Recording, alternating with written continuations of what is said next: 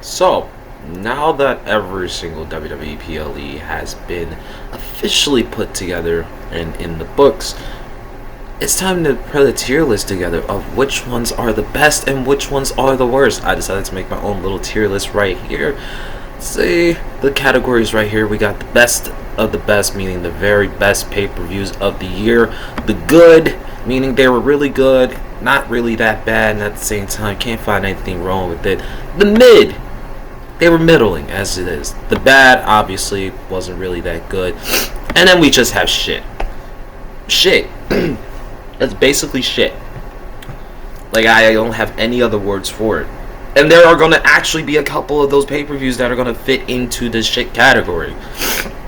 And we're going to go in order. And as you can see, I'm not including Saturday night's main events or NXT pay-per-views. NXT pay-per-views are separate on its own. And Saturday night main events are not technically PLEs. They're basically just shows that are on NBC. Starting off with the Royal Rumble. Obviously, you have the two Royal Rumble matches. In my opinion, they were really damn good. From the surprise of Alexa Bliss to the amazing return of Charlotte Flair. You also have Jordynne Grace officially joining WWE. I'm also going to pull this up on my phone. As you had Roxanne Perez have an amazing run in the Rumble. Io Sky number 1 and Liv Morgan number 2, which was really fun at that moment. Lyra Valkyria. Chelsea Green was actually really fun to watch in the Rumble. I forgot about that. Lash Legend was great. Jada Parker you had for just that small minute in time. What was it? What was their name? Fusion Collective? Pure Fusion Collective. There it is. Pure Fusion Collective.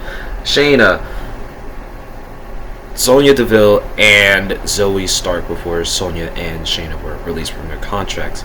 You had Alexa's great return, like I said. Stephanie Vaquer was awesome. Julia, Nikki was the surprise return. Everybody was expecting AJ Lee at that point, but we would get AJ Lee just a little bit later. But I thought the Rumble match, the Women's Rumble, was fine. Obviously, if you don't count the two Rumble matches, for some people that don't like the two Rumble matches, Charlotte definitely winning was like a thing that was definitely going to happen because she was returning, and anybody that does return does win the Rumble. That's obvious. Then the Men's Rumble was, I think, one of the best Rumbles ever. From Rey and Penta starting at 1 and 2, which was surreal. Then you had Braun Breaker killing ISO Speed.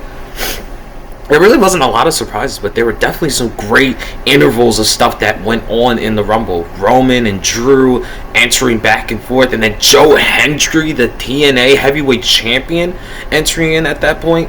You had the subsequent entrances of Jey Uso, AJ Styles, and John Cena, CM Punk, and Seth Rollins in that succession, and then Logan Paul entering in at number 30. The final sequences in the Rumble were actually pretty fun. I thought that the final sequence in the Men's Rumble was much more surprising than the Women's Rumble, because you really thought that John Cena was going to walk away with the win. But then Jey Uso out of nowhere just give John Cena a push, and then bang, here you go. That's John Cena losing the Rumble. And Jey Uso, one of the most surprising Rumble winners of all time. And by the way, shout out to Dr. Pepper for this Blackberry. I think for those people, if you don't remember the Rumble matches, you certainly remember the other two matches. The insane WWE Championship ladder match between Cody Rhodes and Kevin Owens, which in my opinion is one of the damnedest ladder matches of all time. And then you also have the very short but very good DIY versus Motor City Machine Guns tag team 2 out of 3 falls match, which also in my opinion is also a really fucking good tag team match. So in my opinion, it's not the best pay-per-view, but it is going to go into the good category. Because I think if you think for some people, you're going to drag the Rumble down just a bit, but all in all, 2 excellent matches, all in all, keeps it all together for what was actually a really good Royal Rumble pay-per-view. Next, and yeah, you want to talk Royal Rumble and everything that happened there. How about the Elimination Chamber? What can you say? It's John Cena's heel turn. Simply put. And then, if you don't remember the Elimination Chamber as much, how about the freaking unsanctioned match between Kevin Owens and Sami Zayn, which I hope not, but I hope it's not, but it might be Kevin Owens' last match in WWE if that's the case. What an insane, unbelievable, brutal, physical, violent match that was. And I will tell you what I was doing specifically on that day. I was up northeast Philadelphia. I was at Otherworld at that moment with a friend of mine who worked there at the time. And I was there just to drop something off, but then enjoy the whole thing and experience. And I forgot also that Elimination Chamber was on. I caught the women's Elimination Chamber just for a teeny bit. The unreal surprise of the night, Jade Cargill, who almost slipped and fell going into the chamber, attacking Naomi. And it was brutal how she dissected and destroyed Naomi. And then the truth came out that Naomi was the one that attacked Jade Cargill. What an insane match that was. The in women's Elimination Chamber, really damn good. Bianca Belair eliminating Liv Morgan, and that whip sound, whew, gosh almighty, brutal. Like I said, you had the unsanctioned match, and then the men's chamber is superb. Cena, Rollins, Punk, that's star-studded as is. Damian Priest, Drew McIntyre, Logan Paul. What can you say about that? When Seth Rollins, of course, vindictive as always, decides to attack CM Punk because he got eliminated, and then, put a stomp on him. Cena puts the STF in. Oh, also in the unsanctioned match, Randy Orton returned afterwards. There was a barbed wire chair, for crying out loud. But back to the men's chamber, really damn good. And then after the men's chamber with John Cena winning, you had The Rock, you had Cody, you had, unfortunately, Travis Scott out there.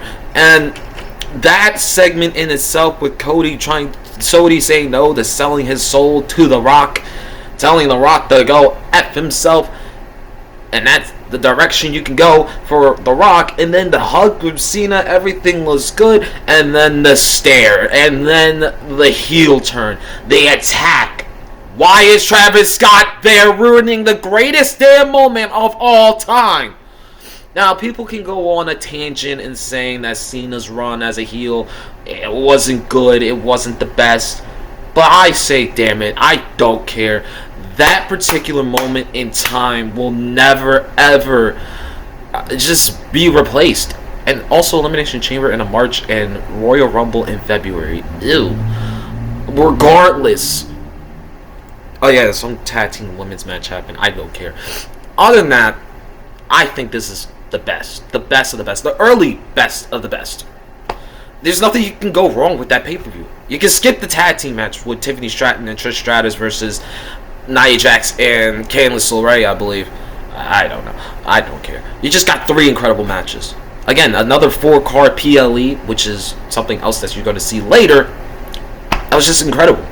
Then you get to WrestleMania. I think some people will think that this is that this is one of the worst WrestleManias ever, because you're coming off 2 excellently, fantastically fun WrestleManias from WrestleMania 39 and WrestleMania 40. So expectations were superbly higher than what it needed to be, especially for this particular event, because it's in Las Vegas.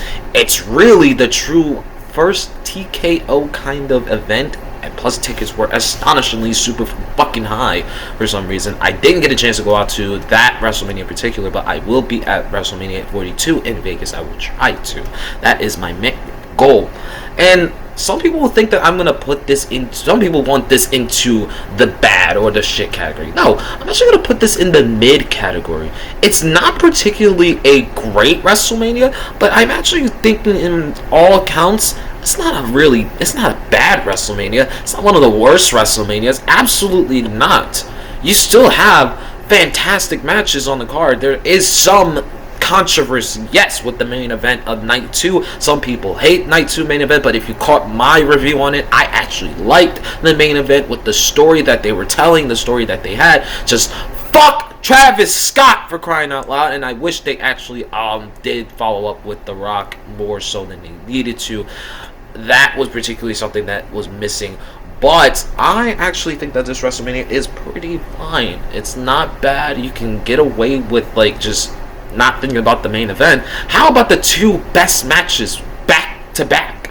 The triple threat night one main event, Roman Reigns, CM Punk, Seth Rollins, that incredible stuff. And then the night two opener between Io Sky, Rhea Ripley, and Bianca Belair. And unfortunately, since that night, we haven't seen Bianca Belair in a WWE ring ever since. And that sucks. But all in all, this was fine. It was fine.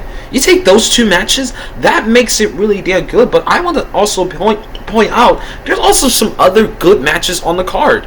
Jade Cargill and Naomi, I think, is fine. But Jacob Fatu and LA Knight, in the 10 minutes that they had, was really damn good. It was actually really damn fun. I actually like that Jacob Fatu won the United States title. And that was an awesome BFT top rope counter. That was a top rope counter from a moonsault. That was incredible. You had El Grande Americano versus Rey Fenix.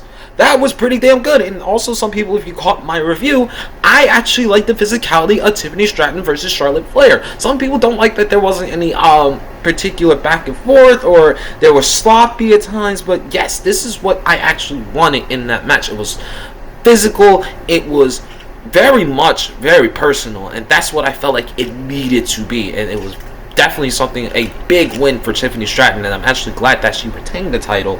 She went on to have a great run with the Women's Championship.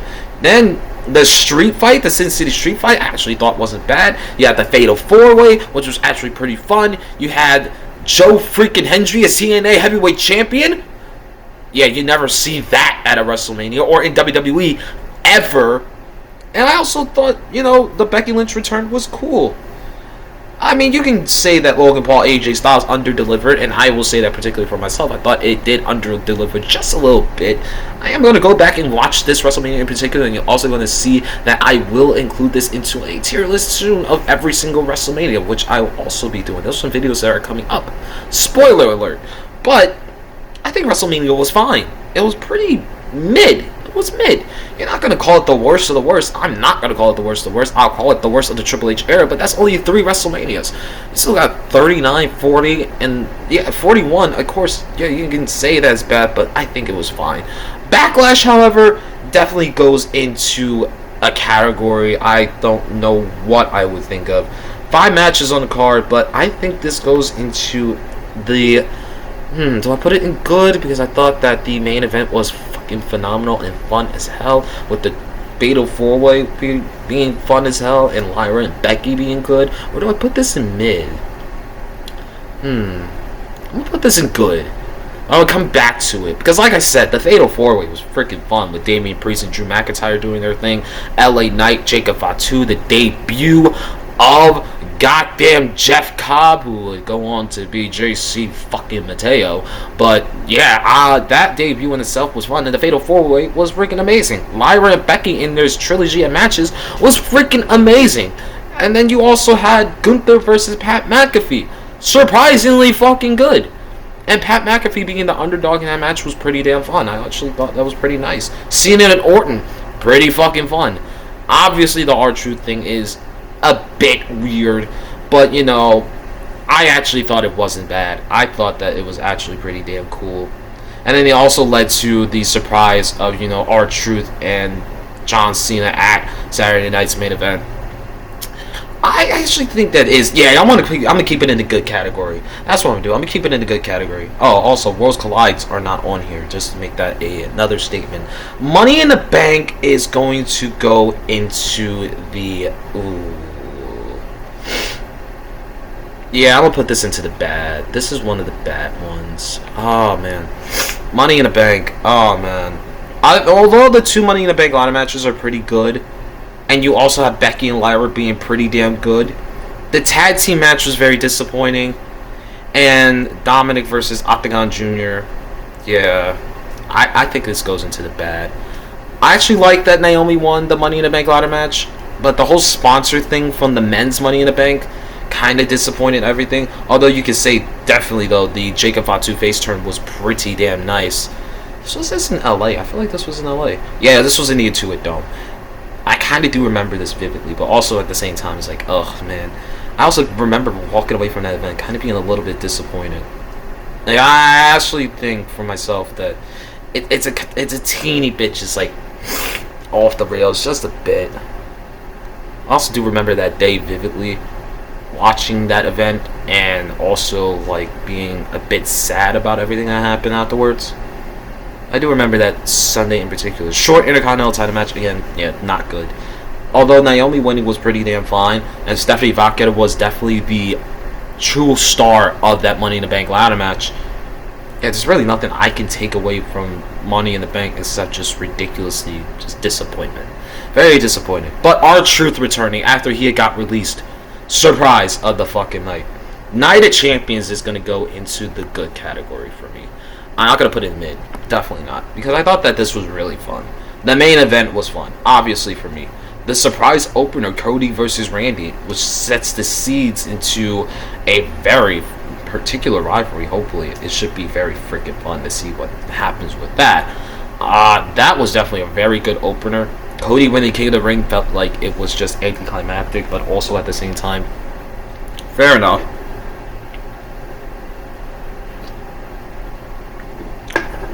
Because Cody had to win the title somehow. I don't think he needed King of the Ring, but the match was still really damn good.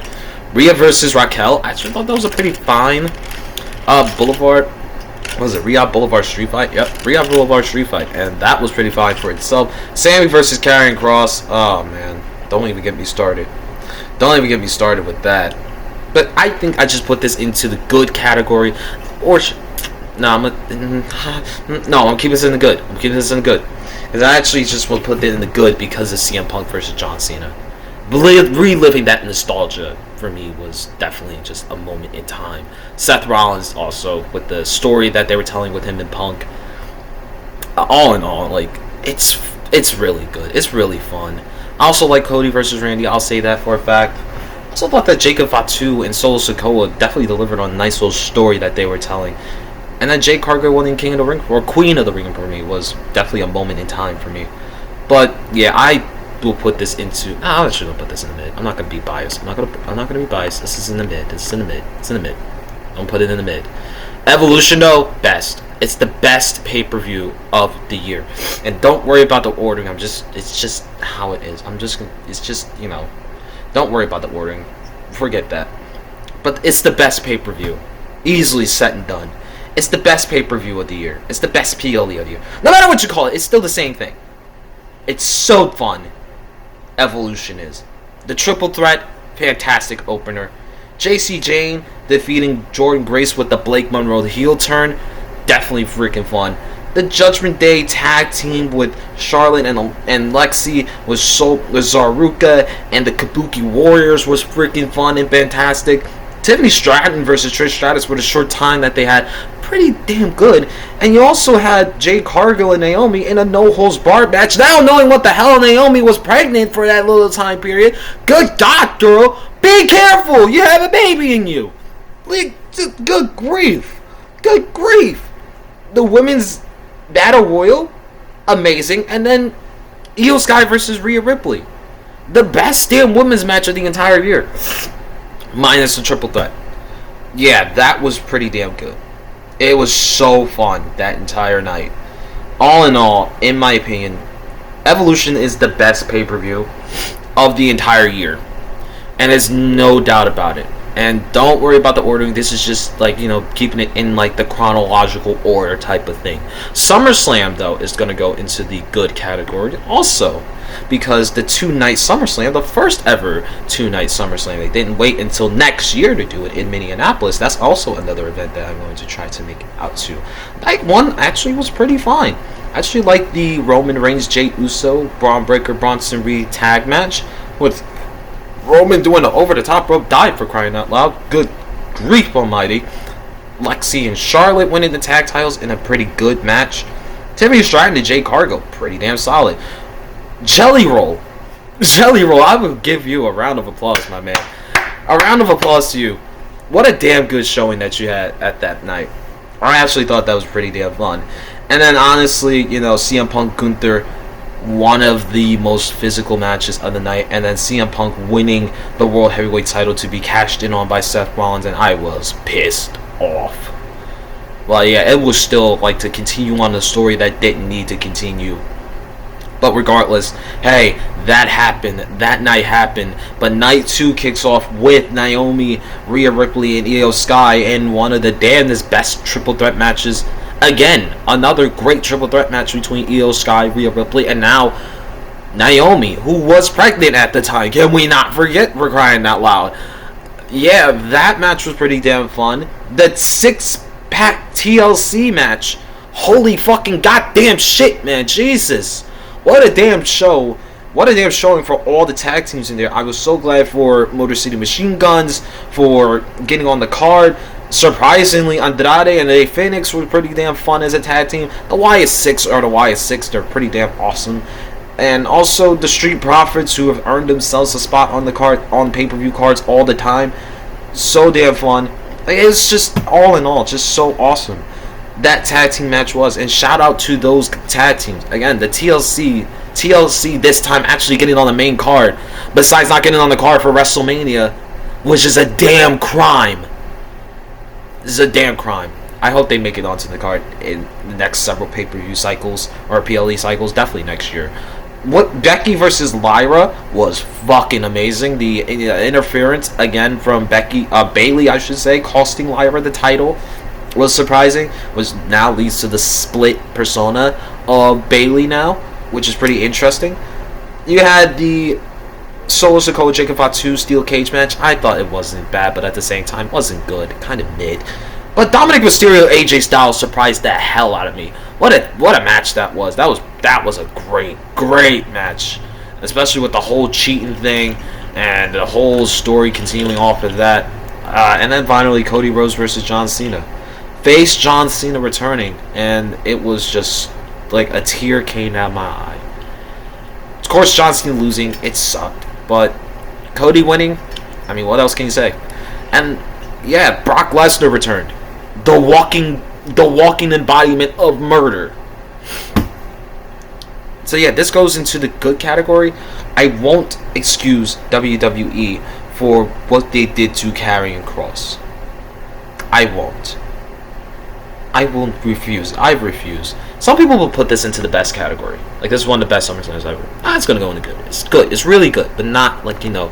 I believe the best of the best comes with like no flaws whatsoever, and SummerSlam comes with just a few tiny flaws. Speaking of a couple of flaws, Clash in Paris. I'm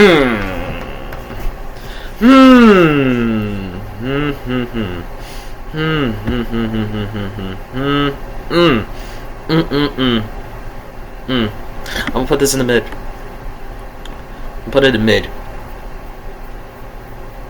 Because although the Fatal 4-Way is amazing with the Becky joining Vision thing, and John Cena Logan Paul was fantastic fun, and the good old fashioned Donnybrook brawl, fun stuff. I just think the booking felt dumb. The tag team match, hey, making it to the main card, it wasn't great. And he also had it for like a sponsor thing. If you didn't put it as a sponsor thing, if you hear my background going off, that's just me getting notifications. Yeah, the whole sponsor thing, only getting 13 minutes when he could have had a couple more. Should have been much better than that. Roman beating Bronson Reed. That's a tough one. It was a fine match also. But the Paris crowd was superb. From start to finish, it was superb. And then Becky versus Nikki was one of the worst matches of the night. But the other three matches were really good. Really damn fun. LA Knight getting a main event. What are words to say for that? You never thought that LA Knight could get a main event. But here we are.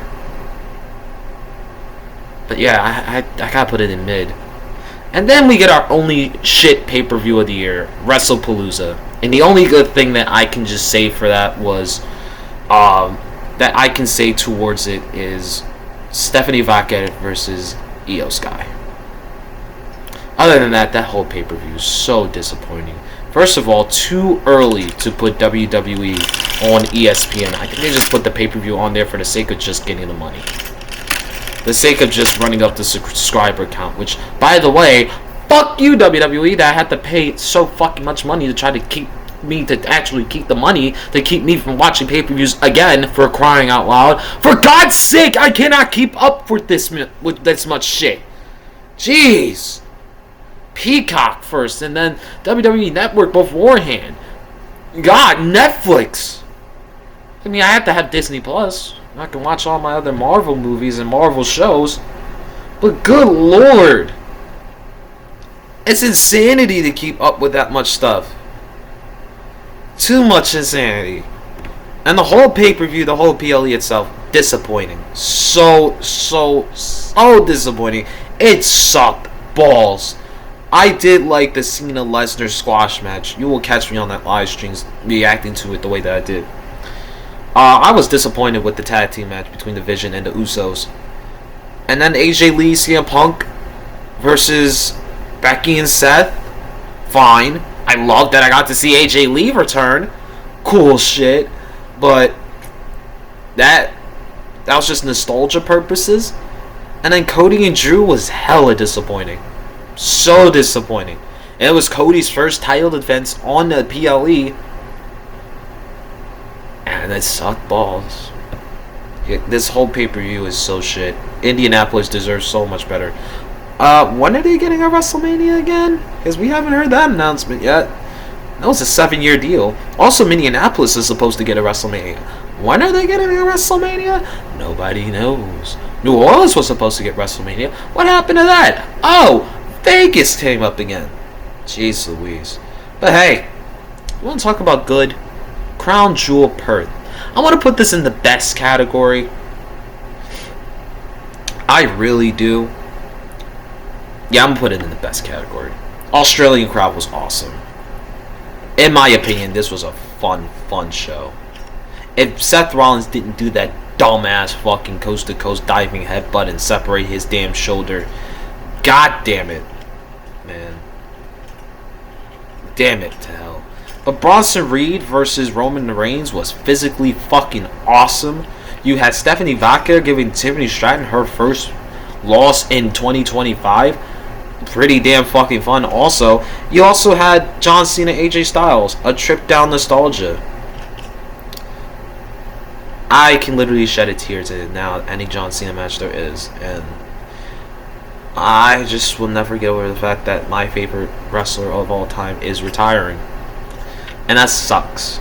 It really sucks. And then Seth Rollins and Cody Rhodes, for what it was worth, was one of the best champion versus champion matches I've seen particularly.